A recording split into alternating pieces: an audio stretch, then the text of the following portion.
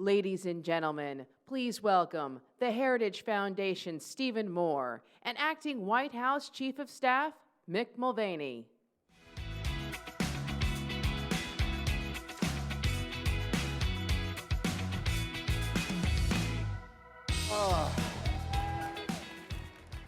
Good morning. Well, good morning, folks. Thank you for getting up so early. It's good to see so many deplorable people. Raise your hand if you're a deplorable. All right.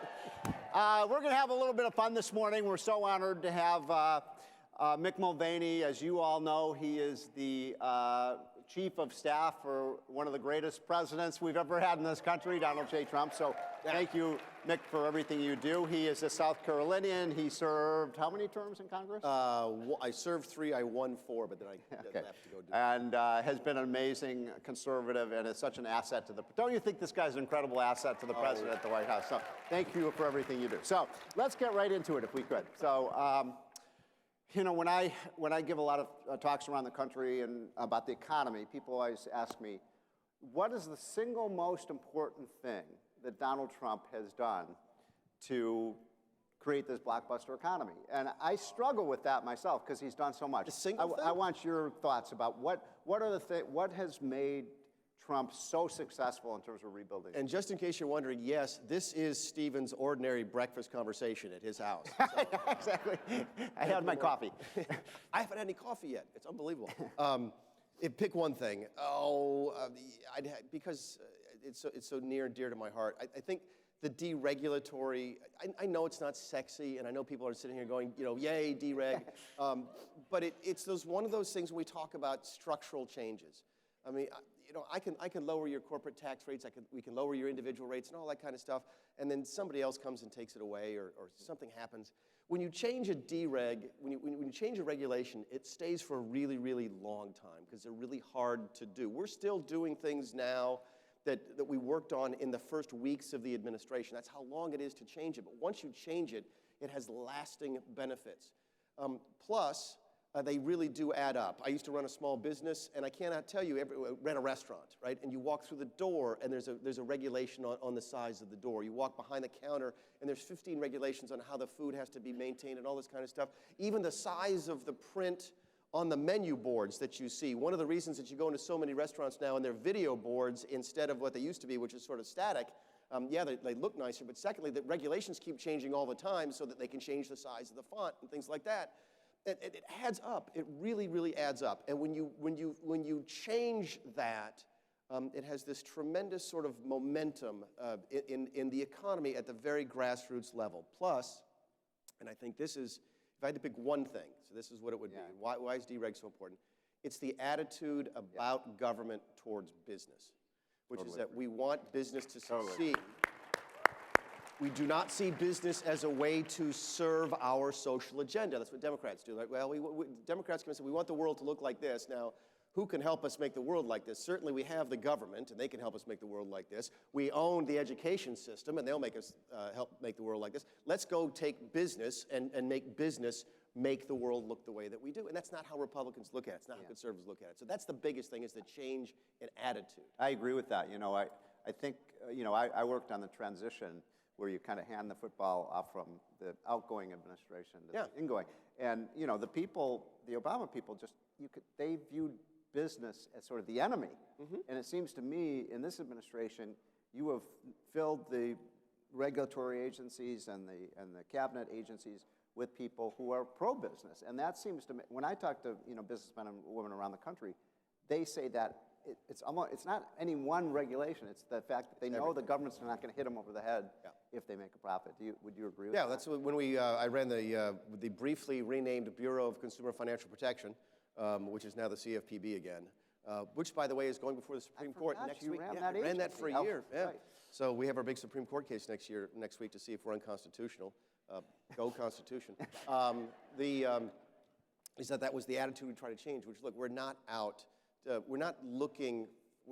We are going to enforce the law. That's what the executive branch, that's what you want us to do. You want us to enforce the law. But at the same time, you don't want us to come into your business, into your home and say, okay, what are you doing wrong? We're trying to figure out a way to make what you're doing illegal so that we have control over you. And that's a different attitude between left-wing governments and right-wing governments. So one of the issues that I disagreed with Donald J. Trump when I first met him was on trade policy. Yep. Because I'm a free trader, and I think most of us in this room are, and I used to get into arguments with then candidate Donald Trump, and I say, this is a risky strategy that Yep. you're pursuing. But it looks, Mick, like this is actually working. You know, that the president, so can you explain the trade strategy, and would you agree with me that Trump is winning?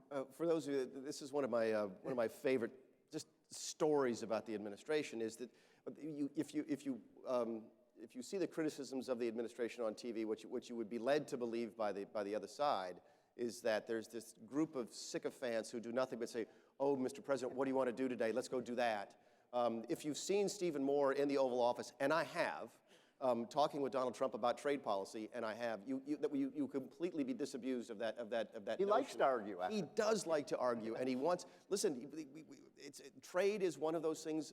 I used to joke we would sell tickets to the trade meetings. Seriously, at the staff meetings on Monday mornings, who wants to pay $20 to come in and watch the trade meetings and watch people like you and Larry Kudlow and Stephen Mnuchin take one side of a trade argument, and then Bob Lighthizer and Peter Navarro on another, and just physically almost sometimes come to blows over trade policy.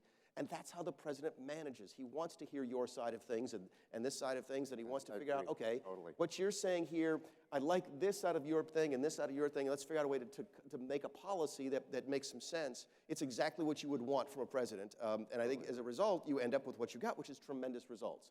So did everybody think that tariffs were a great thing going into the administration? No, I'm a classically trained Western free trader. I can convince you in, I think, 15 minutes that trading linen for wine between Portugal and England, which is the example we were all taught in school, is good for everybody. But that's not the real world, and I think it's the one thing that Donald Trump has reminded us. I've always said that one thing that, look, it makes a big difference when you trade in a community organizer for someone who's actually run a successful business, right? I mean, that, you know, and what you're describing is exactly that. Yeah. So one of the things that I find so troubling in terms of the way the left and the media portray Trump, he just cares about rich people and big corporations. Oh. And I found almost every meeting I was in, you've been in so many more with him, he always said, how will this affect middle-class workers? Yeah. And we call him the blue-collar president. Do you think that's a... He's and I've used this term before, he's a billionaire man of the people, yeah, right. Which strikes me because I'm neither of those things. The first time I saw it at work, I had seen it because he and I play golf together a good bit, and I was remarked at the first time I went to go play golf with him, the people that we would consider ordinary people that work at his places, the folks the caddies in the golf course, the folks that work in the restaurant, the folks that work in the locker room, adore this guy, yeah. And he treats them so well and so respectfully. I mean, for better or for worse, when you do what I do for a living, you hang out with a lot of rich, famous people, right? And most of them have the same sort of interaction you would expect if you're way up here on the ladder towards people down here. They're very disdainful to people who are, beneath them in society. Donald Trump doesn't believe in any of that. He actually goes out of his way to be nice to the folks that work for him. I saw it the first time at work. I've been chief for just a couple of weeks, and we did a trip out to the wall out in San Diego. And we had a schedule, and I was still believing in schedules at those times. Now I sort of, we have a rule in the office, the president is never late, nor is the president ever early. The president's always on time. And so we're sitting there, and I got this schedule. We're going to go out, we're going to visit the wall, we're going to take some pictures. He's going to, meet the leaders of the Border Patrol and all that kind of stuff. And we were about 45 minutes late leaving because he wanted to shake the hand of every single rank and file Border Patrol worker who came out there that day. And it was just great to watch. Went down the line, and I'm like, okay, I get it. So I'm not sure how you get to be a billionaire. I'm not sure how you get to be a man of the people, but he's both. He sure is. So what is the most, we want some inside baseball stuff here, okay? So what is the most surprising thing that you've learned about this president? When people used to ask me about that, I'd say, one thing that really shocked me about Donald Trump is he loves fast food. McDonald's and Domino's Pizza. What in terms of his style or his, the way he behaves, are there things about him that have surprised you that people don't know about? I don't know how much of the personal stuff I want to give away because again, you spend a lot of time with the president. I've been struck by, I don't want, anyway, I don't want, no, I will. I don't think he'd mind me telling this. So, I mean, I'm on the outside, right? I'm working at the Office of Management and Budget, and I don't know the president that well. And you might watch late night television or see clips of it on the TV and so forth, Saturday Night Live, about his relationship with his family. And I don't know anything about his relationship with his family. The first trip I went with him, where I can't remember where we went, New Orleans or someplace like that. I bet he called his son 4 times for the trip, including to have, Dad's coming home on the helicopter if you want to come see us land. People forget that Barron's only, I think now he's 13 years old. We don't think that about him because the kid's a giant. He's like 6'4", 6'5". But the guy, I'm not making that up, by the way. The kid is an absolute, he's huge, but he's still very young. I would think he was 10 or something like that when the president was elected. And the president's just a really caring father, and you don't see that. The press would never show you that because it doesn't fit that image of him being this what the press wants him to be a terrible monster. But he feels about his children the same way that everybody else does, and I don't think that comes across. That's a great point. I mean, it's so many people. How many of you agree with me on this? When they were first sort of introduced to Donald J. Trump, because I have so many people say, anybody who could bring up great kids like that has to be a great man, right? I mean, isn't that true? We are now, obviously, people are in a little bit of a panic about the coronavirus. Yeah. And I was watching fake news last night, CNN and MSNBC, and they're saying this man isn't in charge. He doesn't know what he's doing. Yeah. He's been asleep at the switch. Can you disabuse us of that? Sure. People always, if there's one thing that if someone stops me in the hallway on the way out when I'm leaving, they'll say, Mick, you need to say this. You need to tell people what you're doing. And of course, we do all that, but when only one TV network wants to actually cover you, it's really hard to get your message out. Our first, let's see, in the last 24 hours, 48 hours, whatever, the administration is caught. We're scrambling. We don't know what to do. We were caught unprepared. We have no idea what's going on. That's the narrative, right? We've put 15 different people in charge. My first meeting with Congress, face-to-face, was probably 6 weeks ago on coronavirus. Wow. Okay? On Corona. On Corona. Wow. We had a chance. We went down to the Senate and down to the House the same day. Okay? I went down with Alex Azar, Dr. Kadlik, Dr. Fauci, all the people you've seen on television, so CDC, HHS, ASPR, all of the experts. The word this morning is we're controlling the message, and it's a political issue, not a medical issue. Completely false. We take the medical experts down, we put them in front of Congress 5-6 weeks ago. 5 senators show up. 10, 15 members of the House of Representatives show up. We're way ahead. Just who was asleep at the switch, right? That's right? exactly right. We were accused, by the way, keep in mind, I lose track of time. It's one thing you do lose track of time when you work in the administration is, I don't know if it was yesterday or 6 weeks ago, but several weeks ago, we put restrictions on travelers coming in from China, right? We were accused by some on the left of being racist for doing that. True, I'm not making that up. That was in the press. This was an anti-Asian policy that we were doing this. Just bizarre. The president took decisive, by the way, the last time that we enforced a federal quarantine was 1969 for smallpox. We did it over a month ago in this administration in order to prevent the further outbreak in this country. We took extraordinary steps 4 or 5 weeks ago. Why didn't you hear about it? What was still going on 4 or 5 weeks ago? Impeachment. And that's all the press wanted to talk about. So that while real news was happening, and we were dealing with it in a way that I think you folks would be extraordinarily proud of, and that was serving the nation extraordinarily well, the press was covering their hoax of the day because they thought it would bring down the president. The reason you're paying you're saying so much attention to it today is that they think this is going to be what brings down the president. That's what this is all about. I got a note today from a reporter saying, what are you going to do today to calm the markets? And I'm like, really, what I might do today to calm the markets is tell people to turn their televisions off for 24 hours. So listen, is it real? It absolutely is real. There is no question about it. But you saw the president the other day. The flu is real. At any particular time, 20 million people in this country are going to have the flu. The flu kills people. It does. This is not Ebola, okay?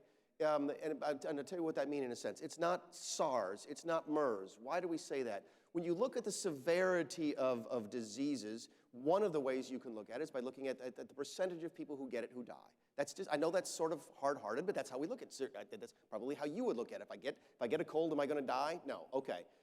If you get the flu, by the way, there's a less than 1% chance you're going to die from it, but it's very, very prevalent, and a lot of people get it. And that's why you hear, I think, last 10 years, about 350,000 Americans have died from the ordinary flu, okay?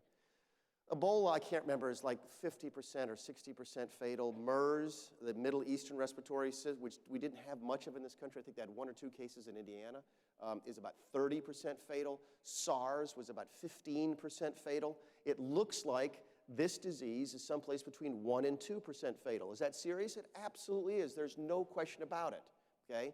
But it's not a death sentence. It's not the same as the Ebola crisis. Right. Now, it's much easier to get than Ebola. That's the one thing that concerns us about it, is how easy it is transferred. You could see that with what happened on the cruise ship in Japan. But this is something we deal with. This is something we know how to deal with. That's why we sit there and watch the markets and there's this huge panic. I'm like, why isn't there this panic every single year over flu? Because so many people do get it. We are the best country in the world prepared to do this. We have been preparing for this for years. We go through it every couple of years. There's some young people here. You may remember, just a couple years ago, we sent you home from school for a couple days. I know we did that in South Carolina when my triplets were still in high school. We do it on a regular basis. Are you going to see some schools shut down? Probably. May you see impacts on public transportation? Sure, but we do this. We know how to handle this. And so that's one of the things that that's the message you try and get out. Yeah. There are professionals who know how to handle this. There's professionals handling it, and we're going to do the very best that we can. By the way, thank God, right, that we don't have a socialized healthcare system in the United States, that we have a free enterprise system, because that's what creates the, something like 40 of the last 50 wonder drugs and vaccines have come from the great, good old USA. And we're ahead of the curve already because of our innovation. We're ahead of the curve on vaccines and stuff. Yes, it takes a while to get vaccine to market. Why? Because we want to make sure it's safe. That's a really good idea, I think, so we will test it on people. But again, we know how to do this. You do look at some of the European countries, and we sort of sit back and go, if you're already waiting in line now 5 weeks, 6 weeks for something, and now a couple hundred people get in front of you in line, or 1,000 people get in front of you in line for coronavirus, what does it do to your healthcare system? They're already strained because socialized medicine does not work, and it especially doesn't work in crises like this. There you go. So I'm going to ask you a tough question, okay? Because you were, I think your first job for this president was OMB director. Yes. Okay. We have $1 trillion deficit. Deficit question. I couldn't let you off the hook on this one. Because look, when people, I talk all the time about these incredible things Donald Trump has done for the economy, and they're unbelievable. I mean, really, isn't this an incredible economy that the president has given us? But we have these deficits, and even a lot of conservatives come up to me and say, does this president care about the deficit? Does he care about the debt? And what is your response to that? First of all, you have to let's talk about how the government spends money. Okay, we say budget, but we don't budget the way that you do. So the way that's a problem. We don't budget the way anybody budgets. That's for sure. If you want to know how a president feels about deficits, spending priorities, things that are a lower priority, look at his budget. That's what it is. It's a messaging document. All right. And it's what essentially is, if the President of the United States was in charge of all 3 branches of government, this is what spending and priorities would look like, right? That's what we do. It's a messaging document. This is our priorities. These are lower priorities. This is how we feel about the deficit. This is how we feel about the annual debts, et cetera, et cetera, et cetera. And the budgets that this president has put forward are extraordinarily fiscally responsible. I wrote 2 of them. Russ Vought has written one of them, and we split another one. And they're the ones that you would expect to see from a good conservative government. They balance within a reasonable number of years. They don't balance right away. It's very difficult to get the government to change directions in a short order of time. But they do balance. They also reduce entitlement spending without changing Social Security and Medicare. By the way, the 4 budgets that we've offered have been the largest reductions in mandatory spending in history, yet we didn't touch Social Security and Medicare. How is that possible? It's possible because so much of the government is on automatic pilot and mandatory spending. Did you know that your Medicare taxes go to pay graduate medical school tuitions? You didn't know that. You thought your Medicare went to provide for your Medicare, okay? What happened was over the course of the last, 50 years, Medicare, Social Security turned these huge trust funds that politicians went, well, you know what? We've got so much money in there, we don't need that money right now, so let's go take that money and dedicate it to other things. And so over the course of years, your Medicare money is being spent for a bunch of things that have nothing to do with actually providing older people with care. And we fix that. And we do that throughout the entire budget, and that's how we come to something that makes sense when it comes to spend. Now, why do I say it doesn't make any difference? Because Congress takes it and immediately throws it in the trash can. I know that because I took Obama's budgets and immediately threw them in the trash can. And you hear, there's a timer in the OMB office where when we deliver the budget, it's when's the first time you hear the dead on arrival. Right. That's the one thing that it takes about 12 to 14 minutes for that to happen. But the president does have, I want to challenge you on this a little bit. Yeah, sure. The president does have one of the most powerful tools the president has is the power of the veto pen. Yes. And I personally, how many of you would like to see the president vetoing these big spending bills, right? So why won't he do that? All right. Because Congress is broken, and I'm going to try to do this real quickly. Yeah. It used to be that the spending in the federal government was broken up into 12 different pieces. They passed 12 different spending bills every single year, and they'd fund the Defense Department here, Health and Human Services here, FBI, Department of Interior, everything. There'd be 12 of those. Right. And it used to be that presidents could go back and say, well, you know what, I'm okay with that, I'm okay with that. I'm going to veto that because they spent too much money on Health and Human Services, okay? And then the government would continue, all the rest of the government would continue, and then this would technically shut down. I think there were 17 government shutdowns between 1976 and 1994, including 5 government shutdowns during the 4 years of Carter's administration, even though the Democrats controlled the House, the Senate, and the White House. Why didn't you hear about it? Because it was only tiny pieces. Congress has not been able to pass all 12 of those bills since, I think, 1990 something. Right. They haven't passed a real budget. They're too lazy. The government is too big for them to manage. So instead of doing 12, they do 1. And then they give it to the president and say, here it is. Sometimes we call it an omnibus, sometimes it goes a minibus, sometimes it's a CR omnibus. It's one giant bill at the end of the year. And now the president has a binary choice. He says, well, geez, I don't like this, this, this, and this, but it's all contained in this one thing. And if I want to fund the military, I have to sign that bill, or else the entire government shuts down. That's it. It's on or it's off. There's no more of this proper management of spending because of the fact that Congress is broken. And that's why you hear this annual discussion about will the government shut down, and you don't remember hearing that for a long time because when Congress functioned, it wasn't relevant. Now it is, and that's why we have a choice. It's all or nothing. Sounds like we need a line item veto for the president. Well, right? That would be a great thing. Okay, we're running out of time. Some people think you've got like the coolest job in the world. I do have the coolest job. You know, it is a cool job. Yes. But it must be, having worked a little bit with Trump on the campaign, I mean, Donald Trump is a freak of nature. I mean, does the guy ever sleep? I mean, he's the most energizer bunny guy I've ever met. I can't imagine being his chief of staff. Does he call you at 3 in the morning? No, he's very courteous. The phone calls start about 6 a.m. and they go till about midnight, but they don't ever come between midnight and 6. I missed the India trip. You might be able to tell I've got a little bit of a cold, and the India trip was 38 hours on the ground and 42 hours in the air. So the doctor did not clear me for the trip because everybody gets sick on the airplane. So I'm there when he got back Wednesday morning. He lands in the helicopter. He flew to India, did a day and a half of work, flew back, did not sleep on the flight home. And I know that because he's emailing and texting and taking phone calls, right? They land about 7:30 in the morning on Wednesday. He did that press conference Wednesday night. That's amazing. The thing that you saw for an hour, okay?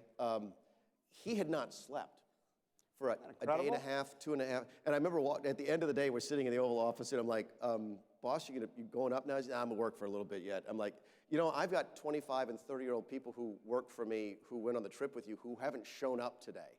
He's like, yeah, well, I've only got 8 years. I'm going to get as much out of it as I possibly can. So, yeah. He is. It's just,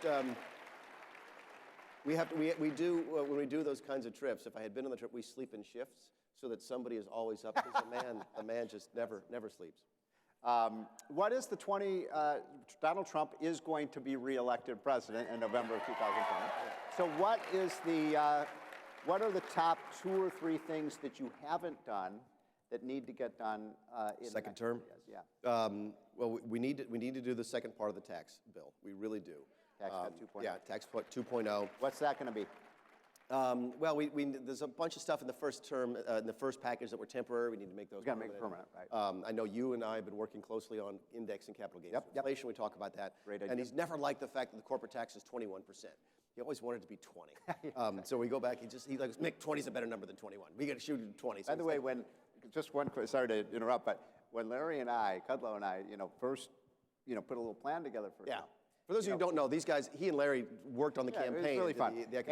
And we said, the rest of the world's down here, and we're up here, there's 20% gap. We're at 40%, the rest of the world at 20. And we said, Donald, at that time we called him Donald, now we call him Mr. President. We said, we're going to recommend that you cut that rate from 40 to 20, right?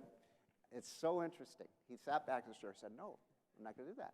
He said, I want 15. 15. Yep, 15. that's right. By the way, that's the first time anybody's got to the right of Larry Kudlow and I in cutting taxes. Yeah. But what is so interesting about this, because this is a really interesting example of how Trump is the man. If you want to understand Donald Trump, you got to read the book, right? The Art of the Deal. And this guy, I am convinced, when I say I'm president, thank God he did not listen to our advice and say 20. Because tell me if you think I'm wrong about this. If we had come out with 20, we would have ended up at 25 or 26. Yeah. And that's just the way the guy negotiates. So I think you're so right, about the way he approaches this. So tax cuts, and then what about illegal immigration? I'm going to throw you one that you've not heard of that is near and dear to my heart. I really tried to get folks to sink their teeth into it in the first term, but it's not sexy. But I think now, after almost 4 years of the first term of this president, I think people are starting to realize that there is something that's there that no one wants to talk about. We know it's there. We don't know what to call it. Actually, we do. We call it the deep state. It's real. It's absolutely real. There are men and women who work in this government every single day. You want bureaucrats who work just as hard for Donald Trump as they did for Barack Obama. That's only fair. They're taking your tax dollars. They have to be indifferent. They have to work really hard to get the Obama policies in, and the day that Donald Trump takes over, they have to work just as hard for Donald Trump, and that does not happen. You have a chief executive officer of this entity, this country, who almost literally cannot hire or fire people. You cannot You're manage. talking about the civil service. I'm talking about civil service reform. Well, the president tried to do something with that, and he got shot down immediately. It did, because it's a second-term thing.